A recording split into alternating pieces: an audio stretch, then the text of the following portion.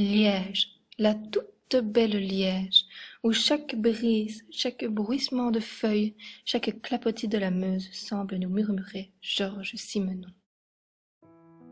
La vie de Georges commence par un mystère. Il naît à 13 février 1903 à minuit 10, mais sa maman, superstitieuse, demande à son mari de faire une fausse déclaration pour ne pas nuire à son enfant.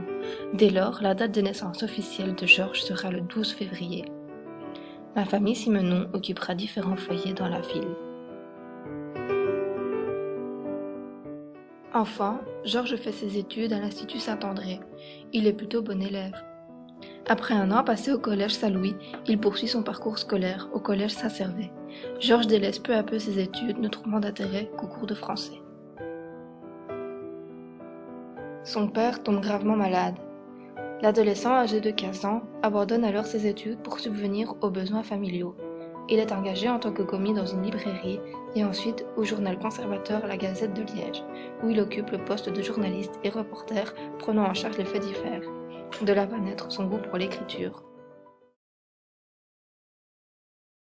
Simenon se prend de passion pour la navigation. Il possède d'ailleurs un bateau, l'Ostrogoth. Il ne cessera de bouger et rencontrera beaucoup d'artistes de renom pendant ses voyages. Georges se mariera 2 fois, et de ses unions verront le jour 4 enfants. Il aura également plusieurs maîtresses rencontrées tout au long de ses périples, dont la célèbre danseuse afro-américaine Josephine Baker.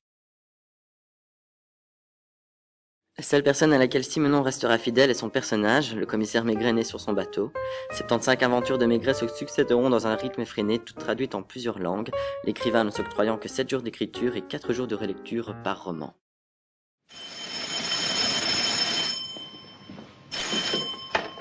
Allô, Maigret à l'appareil. Jamais sans son chapeau et sa pipe, le commissaire Jules Maigret, incarné par plusieurs acteurs, est un homme imposant, large d'épaules, à l'allure bourrue, parfois inquiétante. Il aime humer l'atmosphère, s'imprégner des événements, analyser les gens, tout en se laissant guider par son instinct. Simenon s'inspirera souvent dans ses œuvres des décors de son enfance. C'est ainsi que nous pouvons retrouver dans le pendu de Saint-Folien l'église du même nom.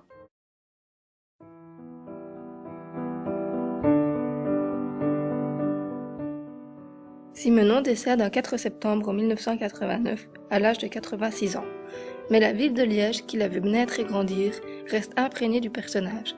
En effet, les clins d'œil à l'écrivain ne manquent pas, l'Office du tourisme proposant par ailleurs un parcours sur les pas de Simenon avec un guide.